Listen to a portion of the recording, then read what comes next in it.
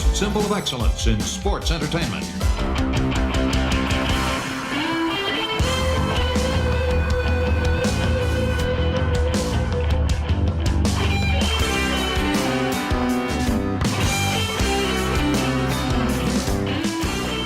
Hello and welcome to Arn. This is Paul Bromwell, and today I'm joined by the Hall of Famer, the founder of the Four Horsemen, the creator of That Spine Buster, the 1A tag team wrestlers, our television champion, and the man who said the last time we were going through his history that he would slap Granny in the mouth for 50 cents. Yes, he did. We heard it right here. He's the enforcer. He's Double A. He's Arn Anderson. Arn, how are you this week, my friend?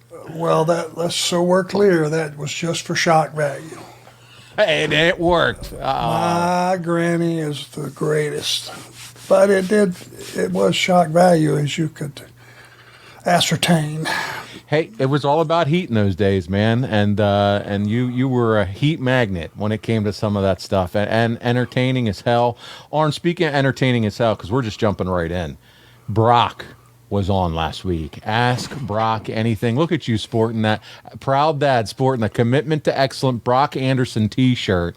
Looks sharp, but we have got nothing but great responses and feedback on social for having him on the show. What a great time we had with your son.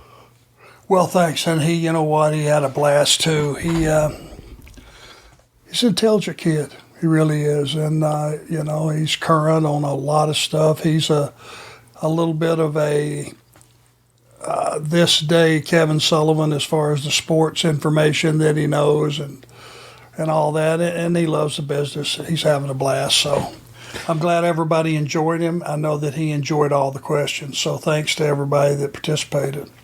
Yeah, no, absolutely. He was great, and it was great to get into his mind a little bit and just to see you as father and son for about an hour, just go back and forth and talk about, your influence on him, his influence, whether it's with other wrestlers, Shawn Michaels being his favorite wrestler, and some of the memories that he recounted, and just seeing some of the matches. A lot of fun. And again, as Arn said, thank you to those who contributed with some great questions for that conversation. A few things before we dig in, because we're going to jump into July 1993 this week, but I want to remind you, arnlinks.com. That's where you want to check it out and keep up with everything that we have going on. Maybe it's past episodes. Maybe it's you want to find our merch store where you can buy t-shirts like I'm wearing today, or the Four Horsemen gear like right behind me if you're watching on YouTube. Arn, it's getting chilly here in the Northeast. I don't know. I know it takes a little bit longer, but I know down south. But, man, it's almost time to break out. And this is the time to place the order to get that Horseman jacket. Yeah, I plugged it probably a month ago just so I don't want, us to get backed up, which kind of happened a little bit last year. If you're looking for those cold nights, or you're looking for a great Christmas present, now's the time to get started, because you do not see a lot of those jackets. It's a rarity. It's a conversation piece. The quality work is second to none. So I tell you, get started. Arn is the exclusive owner of the trademark. So if you're buying something else, you're buying fake shit. This is the real deal right here from the website. You can go to Box of Gimmicks as well, take you right to the Four Horsemen store, and it is fantastic quality. We have great partners that are putting this product out. Arn was very picky, making sure that we picked a vendor that really met the quality demands, and Arn, you've been more than happy with the product that we have available now, not only with the jacket, but the hats. And you made a great point. When you talk about Christmas, you want to have that jacket in your possession so that you can have it gift wrapped and ready for the Horseman fan in your life. So this is the time to take advantage of it. Absolutely. And the hats, which I knew they were, because we're, wrestling fans, a lot of adult males wear hats. They're starting to catch on. I'm starting to bring some to some of the signings that I'm doing, the Comic-Cons and stuff, and different shows, and people are going, oh, God, I didn't know you had those. And, I like that. That's good work. They're starting to catch on. Sharp hats as well. Arn, for the first time, and we can say this publicly, and I have not mentioned this on the show, you haven't talked about it, but I thought now's as good a time as any. Ultra Pro Wrestling, Arn has been announced as a downloadable character for this video game that's going to be released in 2024. Hal Haney, artist extraordinaire, has drawn and designed Arn Anderson. They put it out on Twitter and social media several weeks ago, but we haven't mentioned it yet here on the show. And I thought, why don't we start priming the pump now? I know the game isn't released until sometime next year, but Arn, you're going to be a downloadable character available on a video game. How exciting is that? Well, it's another one of those that I missed over the years. I haven't wrestled in so long. It was just one of those things. The video games is not something that I was a part of. So to me, it's a big thrill.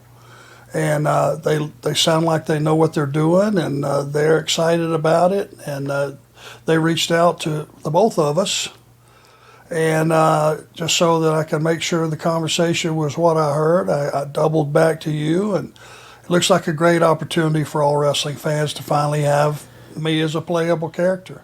It is. The roster is phenomenal when you talk about wrestling legends that are going to be available as downloadable characters. But Arn, you're right up there with all of them. And again, I cannot put over Hal Haney enough for the tremendous job that he's done in designing you. It is you. There's no question about it. It looks tremendous, and we're super excited. And more to come on this show as it gets closer and we get more information on release date. But I just wanted to drop that nugget out there right now. Really excited about Ultra Pro Wrestling. You can find him on social media, Twitter, X, all of it as well. Follow our man Hal Haney, too. If you don't have any of his artwork, I have several pieces behind me. That guy does tremendous work, so really excited about that. Arn, we'll keep it going here because speaking of artwork, your comic, My Life as Wrestling's Enforcer, it's in the final stages. It's an exciting time to be an Arn Anderson fan, my friend. It's on the slow boat from China, I guess. That's I talked to Dirk today just to get an update, and he just said it's the same thing. I guess the issues are with the printing and the publishing and shortage of paper, and literally getting it shipped over here is what's taking the time. But I mean, it's ready to go, and everybody's excited about that as well. So don't give up. Thank you for your patience. I know a lot of people have said they tried to get it through Amazon and it's sold out and all that. We're going to do everything we can to make sure it's available as soon as we can. And you know what I can't wait for, Arn? While you're out doing all these appearances and you start signing your own comic book, that's another piece of business that people can get your autograph on, and it's going to be an awesome collector's item. Well, it's just going to be there, and it's going to be handy, and I think it's going to appeal to more than one group of people, not just wrestling fans. I think there's some people that might pick that up and go, this looks a little different.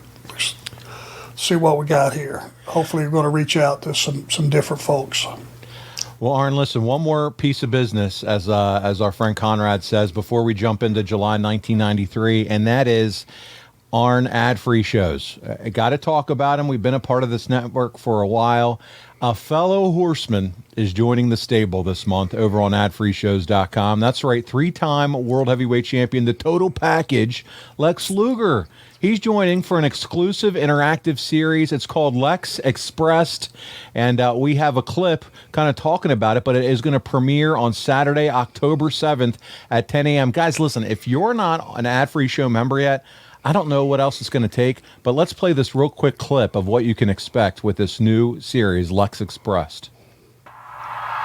Ad-Free Shows is home to a Hall of Fame lineup of legends and icons, and we continue to add to that legacy with a 3-time World Heavyweight Champion who stunned the wrestling world on the debut episode of Monday Nitro, firing the first shot in the Monday Night War. What in the hell is he doing here? From the football field to the wrestling ring, a physical specimen. He's run with the Horsemen and the Wolf Pack, a narcissist, an American hero, the master of the torture rack. He's the total package, Lex Luger. It's Lex Expressed, arriving in October, exclusively on adfreeshows.com. Lex will be joined by Conrad Thompson every month, looking back at some of his most memorable moments and matches. And in this special interactive format, Lex will also be answering questions from the live studio audience, which is you, available at the $29 level and up, and Top Guy members can join Lex live. It's Lex Expressed, coming soon to adfreeshows.com. Dude, it doesn't get any bigger than what Ad-Free Shows is putting out right now. The total package is over at Ad-Free Shows with the total package. What do you say, man? One of your former bandmates joining the club. another guy from my era that had a storied career. He's got a lot to say and a lot of input, and he had a tremendous run and tremendous career, and what he brought to the business was something that you didn't see every day. Not many guys walking around looked like Lex Luger, that's for sure. And you want to talk about one of the nicest guys to talk to nowadays, Arn? I mean, come on, you can't say enough good things about where he's at in his life.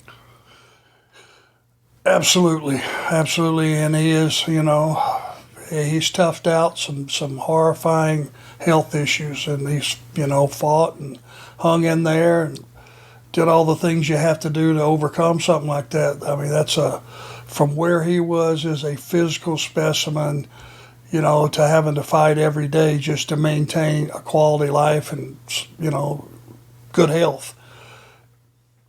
Again, not a lot of people could have pulled that off. Absolutely. So, guys, Saturday, October 7th, as this show drops on the main feed, it's at 10 a.m. Eastern. You're going to be able to see that. And by the way, this is in addition to Tuesday with the Taskmaster with Arn and I's friend Kevin Sullivan, the Hacksaw Hour with Jim Duggan, and the book with David Crockett. So check it out, adfreeshows.com. Arn, with all this out of the way, let's talk about you and all things July 1993.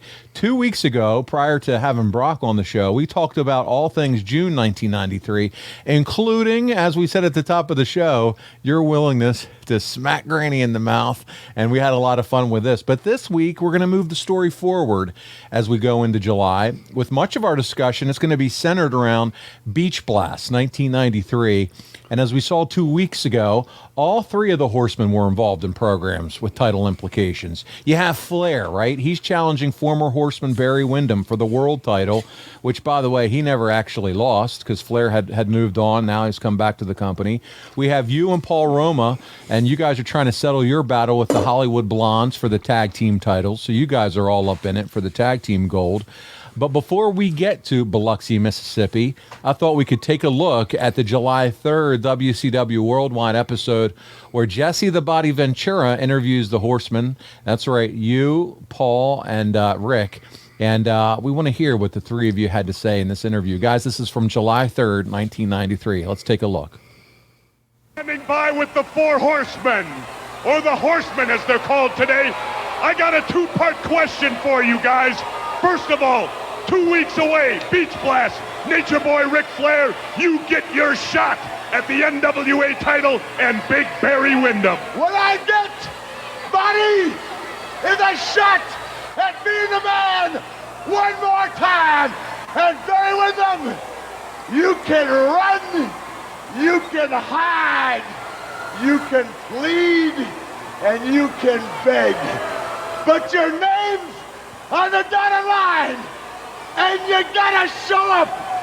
So, baby, we're gonna style and profile. Woo! Arn Anderson, Paul Roma, you get your shot at the Hollywood Blondes.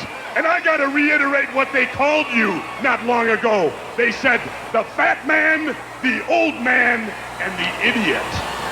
Yeah, well, let me tell you something, Hollywood Blondes. You can do all your talking, all your jawing, but it's not gonna save you that night when you get in the ring with my partner and myself. You're going down to the Four Horsemen. They say the Horsemen are human, but we can also be inhuman. That you will find out very soon, I promise. Well, for Tony Schiavone, this is Jesse the Body Ventura. Let me show you the old man one time. How about it, baby? Anyway, for Tony Schiavone, this is Jesse the Body Ventura. Who in the? Do you even know who that was? That random? I think so. I hope so. I mean, I hope it just wasn't somebody's wife that he snatched up. It just, I mean, okay, so for those that aren't watching, Flair just grabs some girl, who knows who it is, just gives her the big old lip lock. I mean, listen, you talk about entertaining. That guy, something else. But a couple things from this post-match interview here, Arn, and not to beat the dead horse, no pun intended, but it's clear Roma is just not as comfortable in front with the mic in front of him. It was just shoehorning him into a situation that, You couldn't have a winner in. I just don't believe anything after Blanchard was going to be adequate. But you know what? I look at it, right, and you got to think, on one side of me, if I'm Paul Roma, I have the nature boy Ric Flair. On the other side of me, I have the enforcer Arn Anderson. Both, by the way, who are going to talk in this interview. And I got to come in and I got to say a few lines too. You want to talk about intimidating, my friend. That's an intimidating circumstance to be put in. I don't care how tenured or how long you've been in the game for. So I'll give him a little bit of the benefit of the doubt. But hey, he's a horseman. So expectation is you got to be ready. Well, my question was I the old guy, or was I the idiot, or was I the fat guy? I could have very easily been all three. Do you want me to tell you what it was? I remember. I'm pretty sure I know. Okay. I'm pretty sure I know, but it could have all been directed. You could have worked for all three in that one. I qualified for all that positioning. Listen, it's just all heat, like you said. You were slapping grandma, and they're trying to slap back at you. But man, you were a stud in that ring. But the other thing is Jesse. Did you catch how he corrects himself? No longer the Four Horsemen. He hurry ups and change it to the Horsemen. So we had watched where Ole was introduced at Slamboree as one of the members, but that was only that one night affair. And but yeah, that fourth spot never filled. And here we go. It's no longer the Four Horsemen. It's now just three of you, and it's just the Horsemen. Do you ever remember kind of that discussion? Well, when I look back on it, it was the same theory was prevalent at that time. It was more about protecting Rick than anything else. Other than having him just stand alone, let's face it, he made a lot of enemies, He would have been picked off by a lot of guys had he not had a support system around him. That's just reality. We pissed a lot of people off. We made a lot of enemies. There's no doubt about that. And to have me willing to just step back into the role that I had always had, I had his back, was probably a better fix for him, and it gave the Horsemen a lot more stroke, I think, than if we all just would have went our separate ways, Yeah, and I guess there had to be some type of conversation, obviously, because Jesse called himself to say, hey, let's just call us the Horsemen from now on. We're not going to do this and we don't have a fourth person, so this is how we're going to roll with it. Yep. Yeah. Well, hey, listen, there's a few other things that I want to bring up here as we move along this week. And there's a few things that also happened earlier in the month. July 3rd, a show that we all are familiar with, the Great American Bash, is scheduled for the Omni, but it's canceled. And WCW held a house show at the Greenville Coliseum instead. You and Roma would work against the Blondes in the semi-main event, and Flair, he teams with Sting and Dustin Rhodes to take on Sid Vicious, Rick Rude, and Bobby Eaton. Flair won the match when he pinned Bobby Eaton following an elbow drop. And listen, I don't expect you to remember this, but any idea why when you have an event at the Omni, right? It's a staple event at Jim Crockett Promotions, so many years. It's canceled, and also no Great American Bash event. Any recollection why here in 1993 the tour didn't take place, or why that could have been the deal here? What was the date of that Omni show supposed to be? Good call. July 3rd. The day before Independence Day. So it was right there. God, that would have been a deal where it would have been perfect to run a show because everybody was off work on the 4th. That's right. Nobody,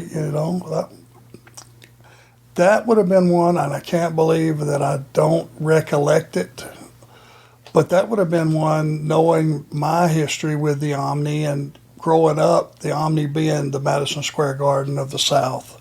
And all that stuff, I can't imagine why the reasoning behind that. I don't know, ticket sales maybe? I don't know. Could it have been that bad? It doesn't. We don't in the research. We don't have exactly the reasoning. But again, WCW would hold a house show at Greenville Coliseum instead, and cancel the whole Omni deal. Well, Paul, here's the thing.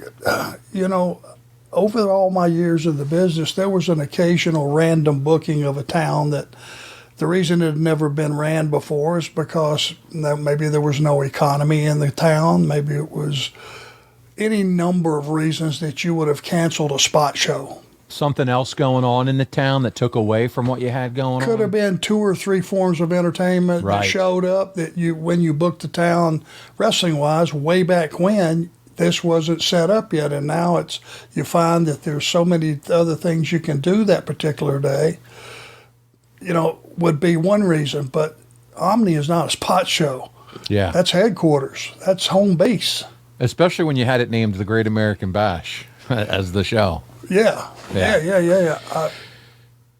God, I wish somebody would dig that up. Maybe our information guy could find out exactly what happened, because I'm curious. Yeah. No, we'll have Andrew look into it. As I call him, he's our research guy. He didn't run himself into the tree too hard after that last episode where he made us watch that movie show on the beach. You remember that, where we had to watch that a little bit? I don't put it out of my mind. Do you know how many times he has texted me and said, Paul, you didn't say that I wasn't a fan of it. I was not a fan of it.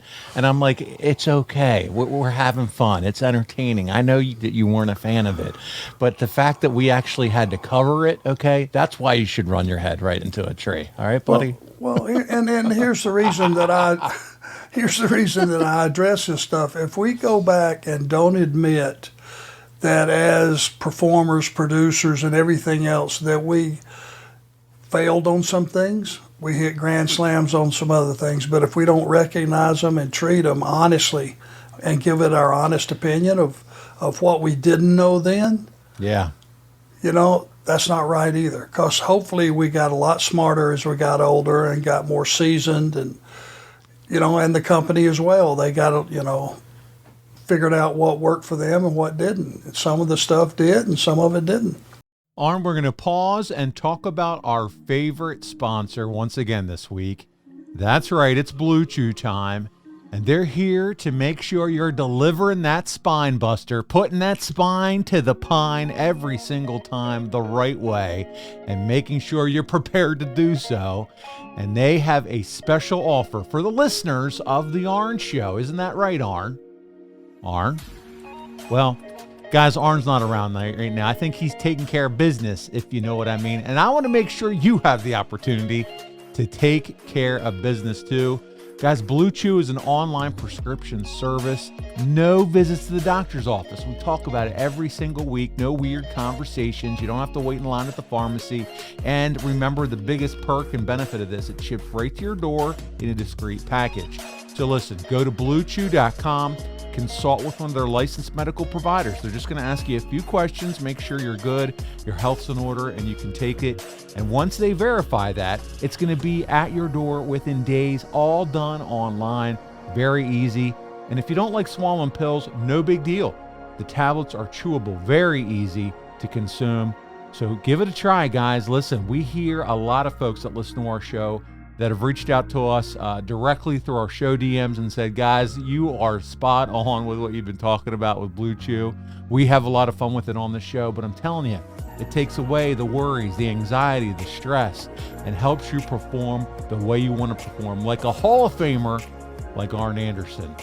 So there you go. Check it out. BlueChew.com can make sure you're able to perform at your very best every time. You get the opportunity to have fun, and here's a special deal for our listeners. Try BlueChew free when you use our promo code ARN. That's right, just those three letters, ARN, at checkout. You just pay $5 shipping. That's it. BlueChew.com, promo code ARN to receive your first month free. Once again, go to BlueChew.com for more details and safety info. Well, we're going to put our Larry David of the show, Andrew Hermes, on the task to see if he can figure out what in the world happened there and find out if there was other entertainment. Who knows what was going on in town. But also, Arn, the same day as this house show, a 6-man tag aired on WCW Saturday night. And this one's intended to further the storylines heading into Beach Blast. And in this one, we have it. Windham, Austin, and Pillman teamed together to take on Ric, Paul Roma, and yourself. And here's our second of 4 clips this week. We're going to see what happened when the Horsemen took on the Blondes and Windham on that Saturday night episode on July 3rd.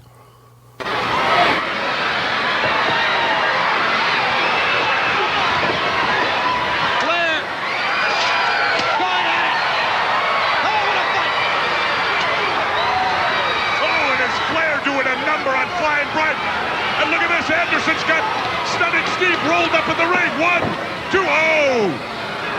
Could have counted to 7 or 8. The longest 2-count in history, Tony. Yeah, I would agree with that. And you're angry, I can tell. No, I'm not. I don't get emotionally involved in these things, unlike some other people who sit next to me. A net? No, not a net. Oh. Up on the middle turnbuckle. Whoa! Amazing the damage 1 foot can do. Anderson got the foot up, but can he get the arm out for the tag? That's the question here. He needs it. And he probably needs to tag Roma. Oh, no, he didn't get there.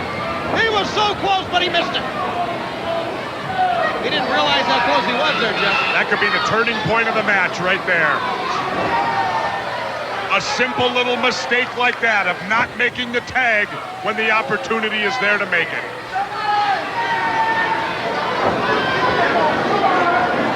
Now Flair screaming at the referee, screaming at Windham. Oh boy, tempers are really getting sideways here. Anderson, in desperation, out of just sheer instinct, is fighting back with Windham here. Yes, sir, he got a knee in there. And you're talking about point blank.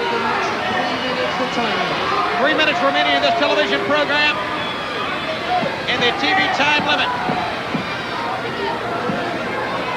This 6-man tag 2 weeks before the collision at Beach Blast for the NWA and World Tag Team titles.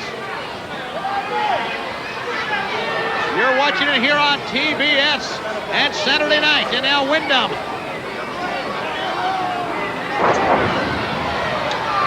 The cover.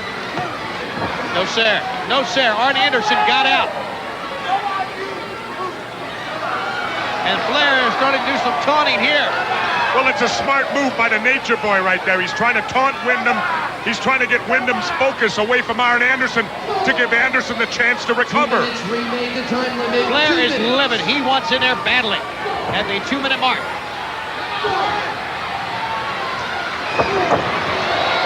Jawbreaker. There you see Flair. Boy, oh boy. Would he love a tag right now? He took quite a beating earlier in the match, but he has rebounded. But Arn Anderson, the man in trouble here. Anderson! Oh. Swinging neck breaker. He didn't get the full swing on it, but he got enough of it to derail Barry Windham temporarily. Now, can he make the tag? He is so close as he was moments ago. On his hands and knees. The enforcer reaching up. It's Flair. It's Flair. It's the Nature Boy. And now, going after Windham.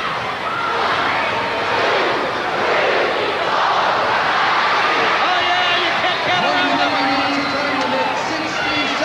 60 seconds to go, Tony. And he needs to kick it into high gear here. What momentum he could give his team leading to Beach Blast with a win here. Momentum so important in pro wrestling. And Flair on the verge. Back suplex. Back suplex. Here it comes. He's going for the figure. No, not yet. Yes, he is. He's hooked it. And they cut him off. They cut him off. Oh, and look at what Windham did. Windham threw the referee out of the ring. He's got him. It don't matter, though. Who's this guy? That's Randy Anderson. It's over. He's called for the bell. This match is over. Flair will not let go. Flair can't let go, I don't think. What's the word here? What's the decision? What do we have?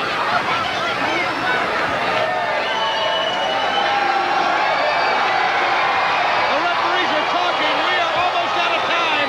Gary Capetta is there to get the official word. Ladies and gentlemen, the winners of the match as a result of a disqualification, the Horsemen, Nature Boy Ric Flair, the Enforcer Arn Anderson, and Paul Roma. What a war we saw, and at Beach Blast, what a war we will see. For Jesse Ventura, I'm Tony Schiavone. See you tomorrow night on the main event on TBS. There it is, Arn. We only watched the last 5 minutes of that match, but a lot of action. What did you think of the physicality in that one? Yeah, and I'm sure from the sweat that I had going and Barry had going, what we didn't see prior to that, I imagine was pretty fast-paced. It was, and I'm glad that you said fast-paced because that's one of the things I wanted to call out here, Arn, is Ric Flair, right? Working as a babyface, it's definitely noticeable his style. Much more fast-paced, higher intensity. Did you notice that here with the way he worked once he got that hot tag? When people in the know that have been around, that are respected in this business, that say Ric Flair was the greatest wrestler of all time, it's because of things like that. It's because of that fiery comeback. It was just him doing what he's doing, punching, chopping, kicking, but he's doing it to all the bad guys. And that's the only thing that he changes. He doesn't change his style up. And part of that style was he was just, when he got a hot tag, man, he was on fire. Tearing it up, and so that was a lot of fun. The other thing was it's so clear Austin and Pillman had something special as they worked together as a team. I mean, it's just every time we watch these clips with this Austin Pillman connection, they were special. Well, and the thing that I say all the time is it's the best teams, the actual talent and their style of work was completely different. It wasn't like they were trying to do everything a double move to somebody, or they were dressing exactly alike, or their promos, one was similar to the other. The greatest teams, the guys were just different, and they complemented each other. And it's the same thing with Pillman and Austin. Totally different styles, totally different everything, but they complemented each other to a T. You guys are listening to the Under the Learning Tree this week at Tag Team Wrestling. What did you think of WCW adding Barry to this pairing? Because it felt like it was such a nice complementary piece and meshed well with Austin and Pillman here. You could have put Barry Windham in a match with a bunch of squirrels, and he would have tore the joint down. True. That's just how good he was. Yeah, he was a rare talent. Squirrels. He was special, man, and it doesn't matter. Babyface, heel, smooth, and knew how to play both games. Psychology, everything. He had it all. There was nothing that was missing, and he was just. It was such an honor and a pleasure to be in the ring with him. He tosses Nick Patrick on the floor. Pee Wee comes in. Jesse Ventura's like, "Who's this guy?" What did you think of the way that all ended? That's my old friend Pee Wee Anderson. I know, for God's sakes. That's right. Yeah, I mean, and the idea was that we got the win. The good guys got the win, but you didn't have to pin any of the bad guys. So in that case, the DQ for throwing the referee out of the ring worked. You didn't have to be, because you got to be very judicious on how many times you pin the bad guys or you take all the heat off of them. To your point, man, Pee Wee and Nick Patrick, two of the most well-known WCW referees of all time. And great referees, both of them. Absolutely. Well, listen, a major event takes place here, Arn, July 1993. You ready for this? WCW begins recording shows at Disney MGM. And a lot of people have spoken about this decision over the years. Eric Bischoff defends it, states that it was based on budgetary concerns and, his attempt to reduce the amount of travel. And listen, we should remember Turner is first and foremost a television company. But I want to ask you as a performer, what did you think of the decision to, hey, quit traveling? I think I know what you're going to say. And, hey, let's take up some time in residence at MGM. I loved it. Yeah. Because everybody took the opportunity just about and made it a family vacation. You brought the family down there. And while we were doing 3 shows or 4 shows a day for any number of days, sometimes a week, we would be down there and we would be filming that many shows. I mean, they're doing the parks, they're laying out in the sun. We get to see them for dinner at night. We get to see them for just a minute in the mornings before we would go to the studios, and there was no driving and no flying. And for the guys, it was awesome. Were there any concerns on your part about setting that new precedence? As far as, hey, we're not necessarily going to be making the towns and house show. Now all of a sudden we're in one location. Well, I worry a lot about one of the things that is so important to what we do, honest, real reactions from the fans. And these weren't necessarily wrestling fans that were coming to these shows. This was just like another ride at the park. that day. They would come in for an hour. They would watch a 1 hour show, and they would take them out of the building, would bring a fresh crowd in. They were just people. They could have been people from all around the world that had never seen a wrestling match. And I think I was worried that the reaction that we would get from them would hurt the overall show, because there's nothing worse than piping in a bunch of screaming and yaying and booing, and you're looking at the people sitting there and they're not doing anything. Right. Yeah. That's terrible. And it looks dull, and yet you hear all this noise, and it doesn't take a rocket scientist sitting at home to figure out what's happening. It's being piped in. And then, you know, too, as a TV company, you realize, hey, they're going to start relying on television and obviously not enough on house show business. And, you know, I don't know. That's a big time move, I guess, in philosophy. When you're moving from those payoffs at the house shows, here now all of a sudden it's more televised wrestling. So. Well, the way you got away with it is because everybody was on guaranteed contracts. So it didn't matter what the house was. And you were Turner was paying himself. He owned the TV station, he owned the show, he owned the wrestling company. So he was paying himself, basically. You could get away with it that way. You couldn't have done it if you had an outside television and you weren't getting that revenue from the live events. And as you said, you were talking about the reaction of the fans. I think some of the beauty of seeing live TV or wrestling events in a variety of locations is seeing how the crowd reacts, what they bring to the table. That's part of it as a fan at home, is seeing how's that Chicago crowd or that crowd in Atlanta or wherever the case may be. And when you lose that and it becomes sterile, I'm sorry, it's going to affect the product over time. Great observation. And the reality is, for the cities around the country that had gotten wrestling and were used to getting a show every 3 months or, you know, whatever it may be, 4 months, 2 months, the great cities, the Atlantas, the Jacksonville, Floridas, the Greensboros, all the great wrestling cities, you name them, Chicago, whatever Philadelphia, the case, Philadelphia, name them, they're not getting shows. And you cannot neglect wrestling fans. They want the reason wrestling has never died, Paul, is because the fans don't want it dead. That's pure, simple fact. And that's where the growth comes. When you're out traveling, that's where the growth comes. We have an event in your town. Come see us. All right, I'll take my kids. The kids get hook, line, and sinker from a live event.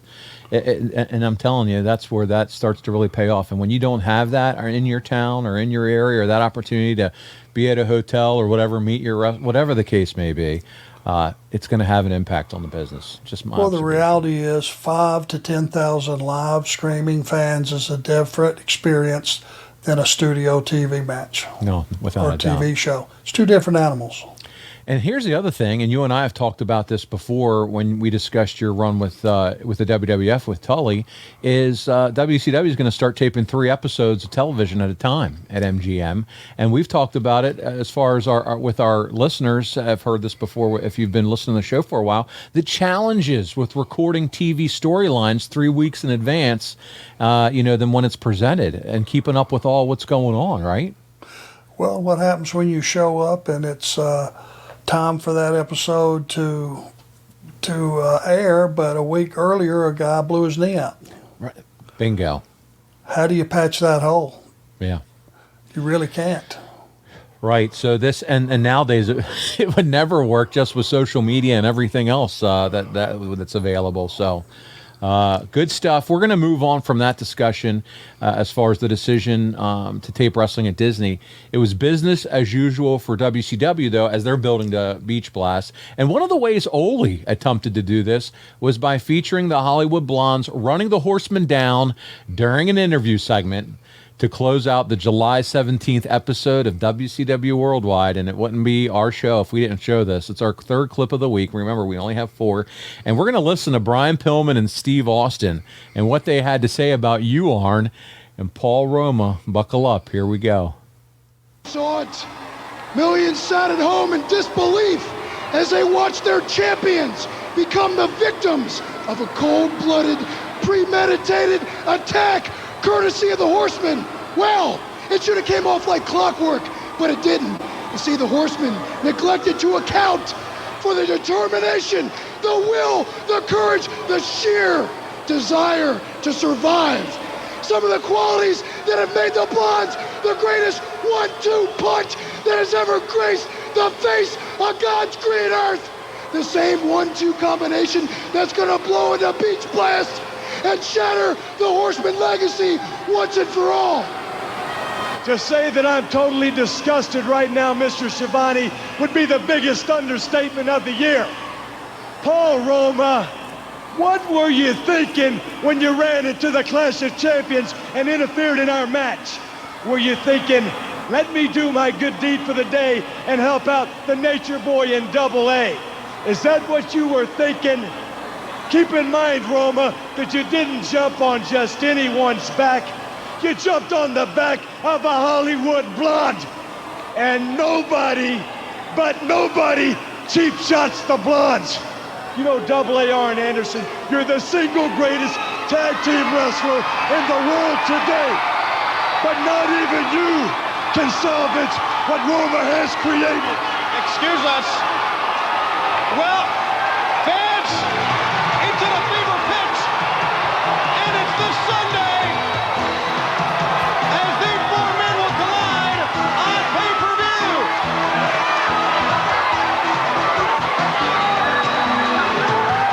Fans, we are out of time. We'll join you this Sunday at Beach Blast, and they'll get it on for the tag team title. See you then. I love it. That had an old school feel to it, man. The we're out of time. And listen, there was no shenanigans, jokes, etc. It was, hey, we're treating this very significantly, seriously. They're going to put you over, and then, of course, they're going to tell everyone they're going to beat you at the pay-per-view. This was a fun one.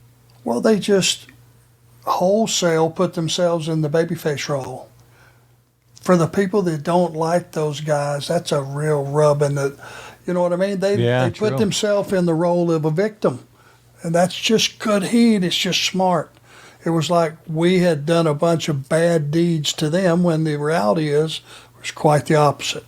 Today, with our crazy schedules, you and I both benefit from AG1. Arn, just one scoop and it gives you 75 high-quality vitamins and minerals. I'm talking improving your gut health, sleeping better, improved focus. What's not to like? This is a slam dunk, and better yet, you're going to sleep better and recover better. It costs less than $3 a day. It's completely worth the investment in you, and it's received 7,000 plus 5-star reviews.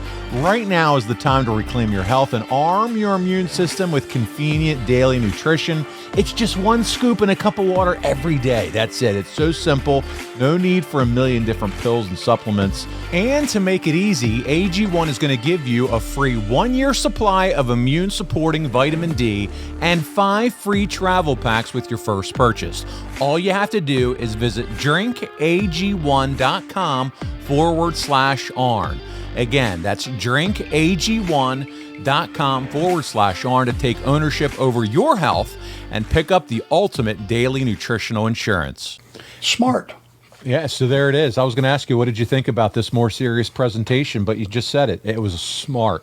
And it was a nice change of pace from what they've been doing all along with the, the insults and the goofy stuff and Old Man and all that other stuff. Because it came from out of nowhere. They went from being those whiners and criers in the previous weeks to this one promo. Now they completely switched direction. Smart. So good. So good. Well, listen, Beach Blast 93, we're here. It's July 18th, 1993. It is Biloxi, Mississippi. 8,600 fans attended the event, but only 4,000 of those fans were paid. And this card, Arn, is stacked from top to bottom. Rick Rude and Dustin Rhodes competed in an Iron Man match for the United States Championship. Okay, how good is that? It ends in a draw as each man gained a pinfall. Arn, you had worked a lot with Dustin in his early years, and now he's moved on to working with Rick Rude, who he's one of the top heels in the company following his return from the injury in that singles match, and he's often considered one of the best heels of the golden era of wrestling. What was it about Rick Rude in your mind that helped make this pairing with Dustin so effective? You knew that Rude was a guy that had more experience.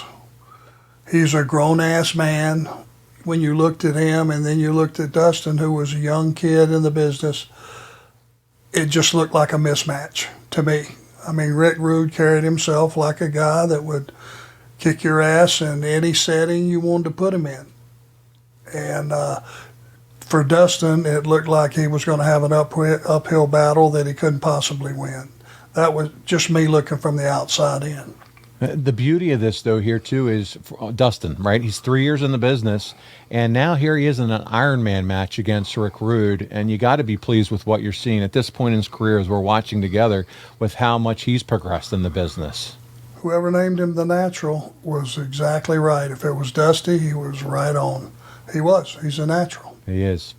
Well, listen, as we discussed last week, thanks to that silly mini movie, the main event of this one featured the master of the power bomb, Sid, Vader against Sting and Davey Boy Smith. Sting and Davey Boy earned the win in this one when Davey Boy pinned Vader with a crucifix. And of note, according to our man Richard Land, that's right, he's from the history of WWE.com, this was the debut of Vader's using the moonsault.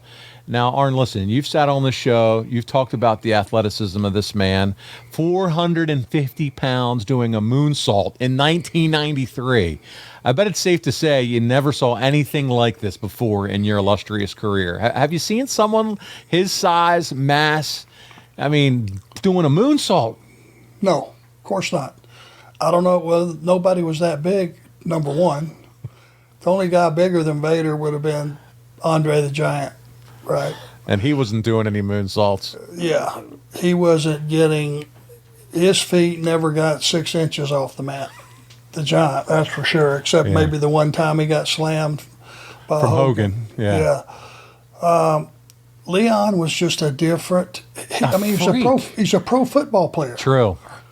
And he's a lineman. He's a pro football player. Those guys are special athletes. You look at them today. You look at offensive linemen, defensive linemen. These guys are 350, 360 pounds and move like gazelles out there, man. And they play for 4 quarters, which means their cardio is way up on top of that. That's a good point. You think about it. Some of these guys actually can dunk a basketball nowadays at that size. Sure. So it makes a lot of sense. Leon had it all, though, and I know he was just tremendous, ahead of his time at this point in 1993 for what he was doing in the ring for his size. And then we also have in the semi-main event of the night, Flair defeated Barry Windham in about 11 minutes and 30 seconds. He pins Windham with the figure 4 leg lock. And Jesse Ventura interviewed Flair ringside, and he mentioned his potential opponents are going to include Vader, Sting, and Rick Rude. And Double A, this would be the last time we see Barry for 10 months. He would return to Slamboree 1994 as a mystery opponent for Flair's world title. But do you know why Barry left the company at all at this time? Yeah, because, this I do remember. It's because it wasn't the run that he was promised. Barry had been promised on more than one occasion to have a bona fide run as the world champion. And how long did he have it? Not long. We've covered. It's just been a few months. Putting it back on Flair. I remember Barry just saying, just not right. It's not transitional champion, it feels like. Yep, it's not what we talked about, and it gives me nowhere to go. So. Taking a break. Went home. There you go. And lastly, as we cover here this event, you and Roma attempted to dethrone the Hollywood Blondes in a match. Arn, are you ready for this? Your match with the Blondes, 26 minutes long. Brother, I was a cardio machine. Buddy, does that surprise you? When I heard you had a tag match that went over 26 minutes, I got to admit, I was surprised. Almost a half-hour-long tag match, yes. Bobby Eaton and I wrestled Dustin and Steamboat in the Omni one night for 60 minutes. Bet you didn't know that. I didn't. I bet our research guy did. He's just good like that. But listen, we're not going to play all 26 minutes. And I know we have fans and listeners that are thankful that we're not going to do that. But we had the final 5 minutes of this match. We're going to watch it together, and then we're going to discuss it. It's our final clip of the week. Arn and Paul Roma challenge the Blondes for the World Tag Team titles. It's July 18th, 1993, Beach Blast.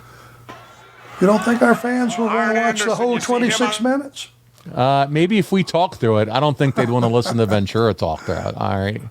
But here we go. And we start off this 5 minutes, and it looks like Stone Cold, as I'll call him, has boots to you, and Pillman just going right across your throat. We want to listen to a little bit of the commentary here? Sure. All right, let's check it out. Roma now back to his corner, and Anderson still trying to fight from underneath. We have followed his career, at least I have, for many years. And I've seen some great Arn Anderson matches. I've seen him become a world television champion, a world tag team champion. I've seen him come very close to being a world heavyweight champion as well. But right now he is showing me that there's more to Arn Anderson than just the enforcer, that there's a tremendous amount of desire, tenacity, determination to fight back, because the world tag team champions are unloading on him right now. And there's the legal tag to Flying Brian. And he rolls him up. Inside cradle. He's got it.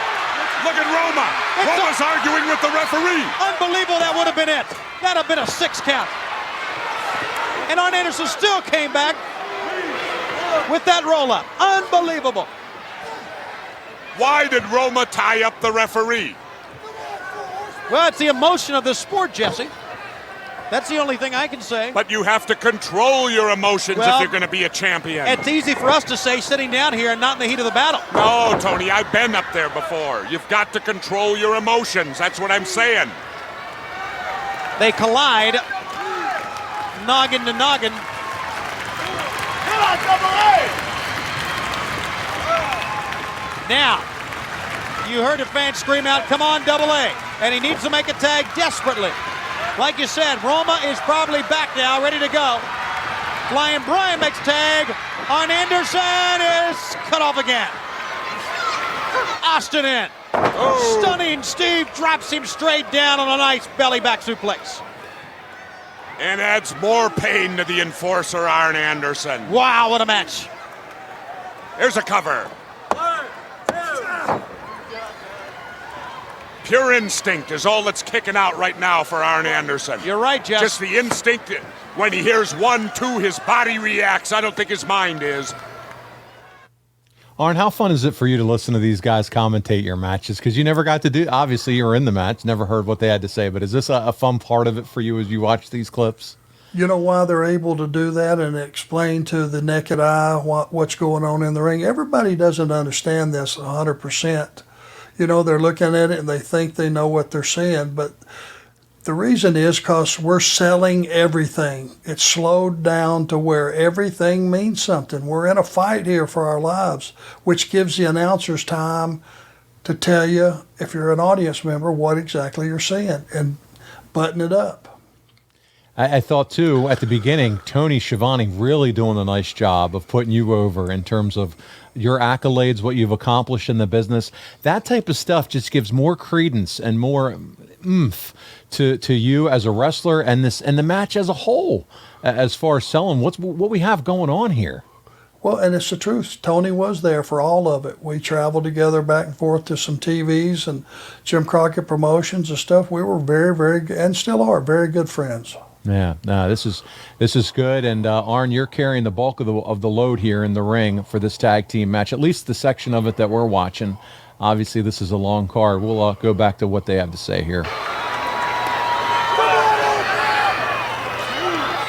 Jared Flying Brian, come on, old man, get up. Anderson once again. Look at this warrior trying to get to his feet. Yeah! Arn Anderson pounding the mat. You see how far his partner is. Can he get there? Yes! Paul Roma! Long overdue. Big backdrop. He's got them both. Body slam on Flying Brian. The newest Horseman in. Anderson back in too.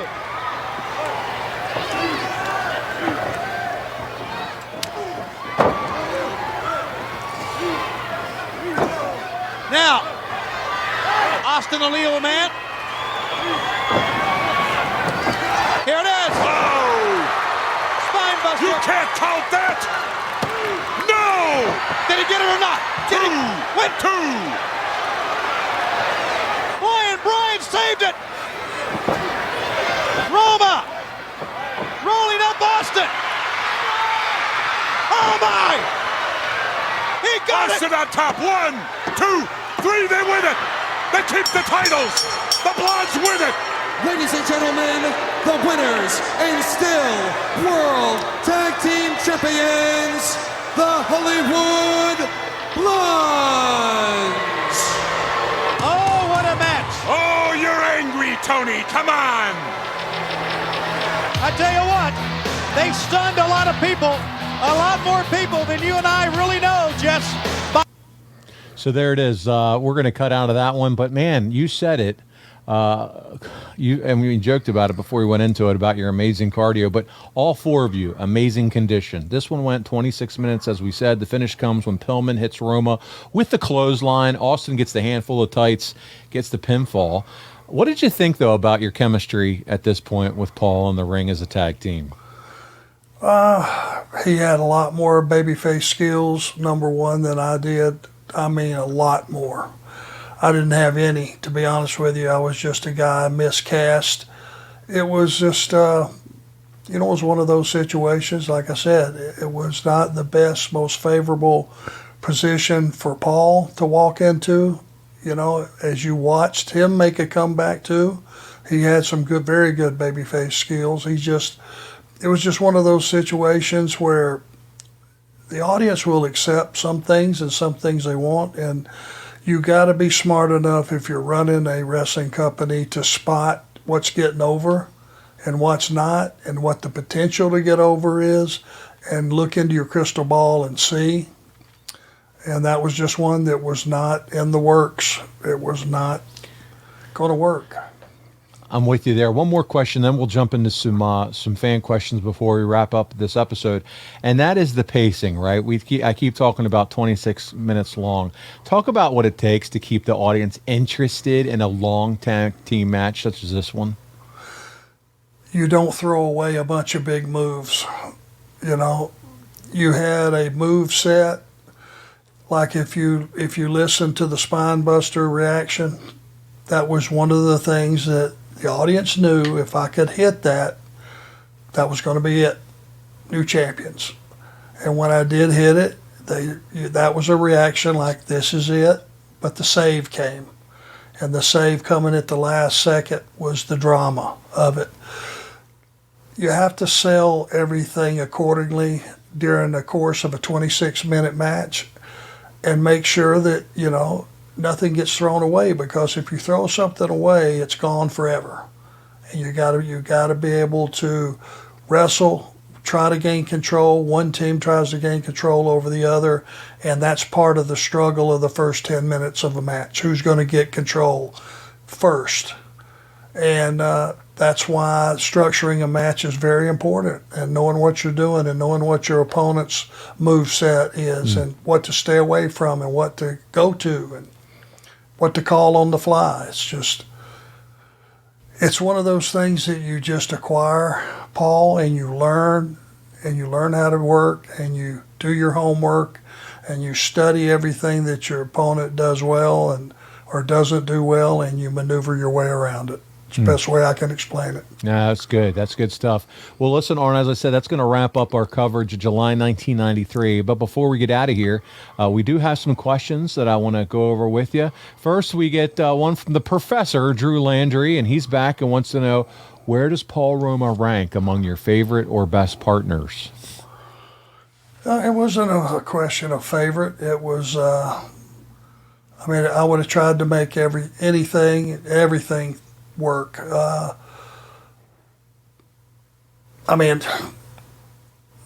just don't want to sound negative about it. There's been enough negative stuff over the years. I was given a job to do, and I did my best to do it. And I think, too, it's one of those things where, when you have chemistry with some more than others, and the chemistry just wasn't there.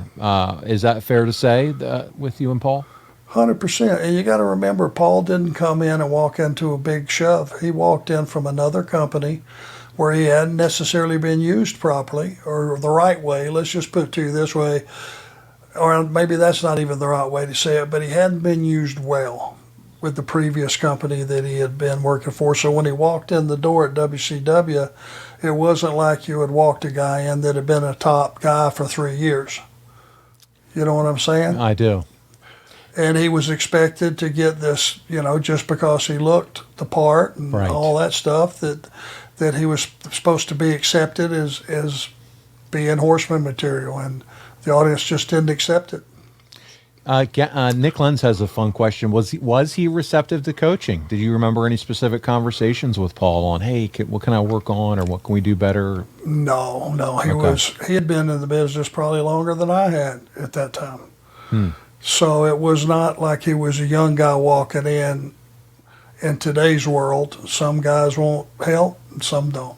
There you go.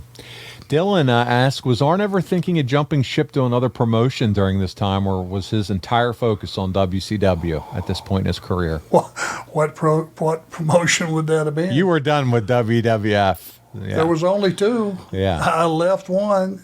It just kind of put me in, ride this one out as long as you can, because you already burnt that bridge. Gavin says Roma has been pretty critical of his time in the Horsemen, and Rick specifically in the years that have passed. Do you think Roma could have worked as a Horseman if people weren't expecting Tully? And do you think Pretty Wonderful would have been a better way to round out the Horsemen with Paul Orndorff and keep you as a single? So have, Orndorff and Roma, the tag team, and you and Flair, and have you maybe continuing to do your singles thing? I think Paul and Paul were you're talking about good chemistry? They had it. Similar looks, great tans, great physiques, great skills. Paul Orndorff was a hell of a performer. Looked like $1 million and was double tough. That was a good fit. That would have been better for Paul walking in the front door to put him immediately with Orndorff. Yes, I agree. Now they would have looked at him completely different. How about Orndorff as a Horseman? That could have been fun. Damn right. Yeah, what about him and Ted DiBiase together? Oh, yeah. Walking up and going, hey, how about we take those spots? Yeah, Arn, Flair, DiBiase, and Orndorff. Come on. That's pretty badass. Yeah. Brad Stanton wants to know if you think that the Horsemen should not have come back at this point in time, or were you happy with the decision to bring them back and give it another run? Well, you got to remember, we left on top. Jim Crockett Promotions. We were on top, drawing a lot of money with the Midnight Express, and we had been working on top for several years. It's not like you can just walk in the door and ignore that. You just can't. You can't. Alex Pires Redondo wants to hear a funny story or two about Brian Pillman. Any funny stories about Brian? Brian was he was one of those jokers in the locker room. I mean, he was intelligent, articulate, and he would blister guys, And I don't remember the exact things, but if a guy was overweight, but he was well-liked, and you could pick at him about it, Pillman would jump on that kind of stuff. Okay. Everybody liked Brian. Brian was a lot of fun to be around, and because he would walk around the locker room and he was one of the jokers of the locker room, but when it came down to nut cutting time to have a match, he was dead serious. And he would go out and he was a guy that could understand what match he was in, what the psychology needed to be, how to work the match. I mean, he was a pro. A wrestling historian asked a question, Arn, that is so spot on to some conversation that we just had. It's almost like he was reading your mind. He said, do you think Barry Windham should have had a longer reign as NWA champion, or did it end at the right time with Ric Flair beating him here? Thanks in advance. That's the whole reason he left now, we just learned. Yep. Yeah, and Ric Flair didn't need to be the champion. He's Ric Flair. That's right. Barry could have got a lot more, and he would have contributed a lot more to the company and the business in general if you'd have gave him a legitimate run and have him beat the top guys, because he's Barry Windham, for God's sakes. Arn, 2 more questions, and we'll wrap it up. Scott Golden says, did you think the Blondes were going to be a long-term team for the WCW brand like the Rock and Roll Express or Midnight Express? They should have been. Right. I'm sorry. They got cut off way, way soon from what they should have. I mean, those guys had another, if you wanted to use them right, a couple more years together. Man, right. They could have been right there with those guys. They were so good. Yes, yes. All right. Finally, Brian Haremza asked, we would see the return of the Nasty Boys around this time. During this time, were not a lot of established teams. Does Arn think when teams are just thrown together that it's going to hurt the tag division? What do you mean, as far as who their opponent is, or making when of a teams team? Making of teams? Yeah. I think it's such an advantage to have a like mindset and have guys that have experience and understand the business and understand what working a tag match is. Not every team, just because they're a team, doesn't mean they understand all the functions of a tag team and what your structuring of the match is and all those things. It's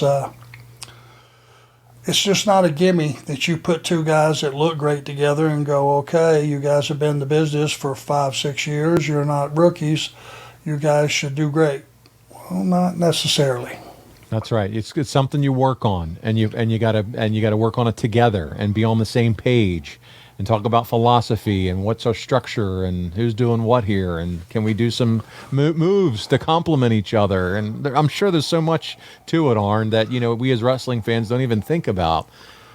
Well, just to give you an example that maybe you noticed and maybe you didn't, but of all the clips we watched today and all the tag matches, who sold?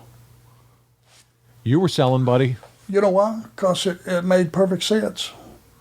It just made, I'm not going to be that guy that's on the apron trying to get that tag, trying to coach that tag, coach it, and is going to be able to come in and do a bunch of incredible offense. So, you know what? Sell. You sold for the hot tag for Flair. You sold for the hot tag for Roma, and that's what you were doing. And because they were better qualified to make the comeback, and that's what being part of a team is. Understand how you get the most out of your opponents and the match. What a great show this was, Arn. Thank you so much. That's going to conclude July 1993. Somewhat of a reset and a regroup for the company. Flair's back in the driver's seat as the champ. You and Roma are in the hunt for the tag titles. The television is now being taped at Disney, and the roster's loaded with talent for Bischoff and Ole to utilize. But what I want to remind everybody, if you and your business are targeting that 25 to 54-year-old demographic, there's no better place than to advertise with us right here on The Arn Show. You've heard us do it for so many companies, and it's because it works. So check it out. AdvertiseWithArn.com right now. Find out more how you can advertise on The Arn Show. We do have a super targeted audience. There's little that goes to waste, and we've seen some great success partnering with many of you that have partnered with us. So check it out, AdvertiseWithArn.com right now, and be a part of The Arn Show. Arn, next week, we move on to August 1993, another Clash of the Champions. It's Arn and Paul Roma, and they're going to win the World Tag Team titles. Rick Rude steps up to Ric Flair, and he's going to be challenging him for the NWA World title. We build the War Games 1993, and I can't wait for this one, pal. We discuss the infamous debut of the Shockmaster. Oh! It's here. It's here and upon us.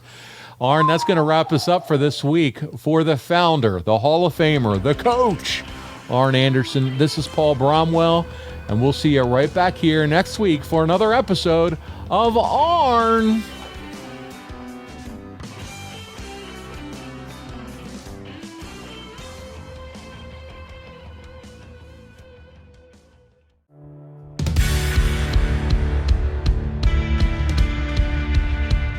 Hey, it's Conrad Thompson from SaveWithConrad.com. Heads up, homeowners, all of a sudden your house is worth more than ever these last few years.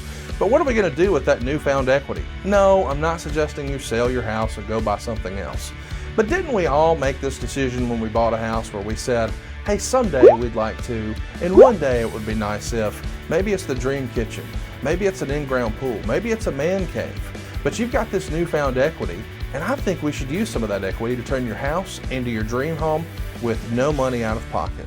But even better than that, we're routinely helping folks do this, and they wind up with a cheaper monthly payment. So if you got the dream house you always wanted with no money out of pocket and your payments went down, how easy is that? Find out how easy it is to turn your house into your dream home with no money out of pocket right now at SaveWithConrad.com. We can't wait to hear about your projects. Tell us what your dream is. We're going to help you make it happen at SaveWithConrad.com. NMLS number 65084, Equal Housing Lender.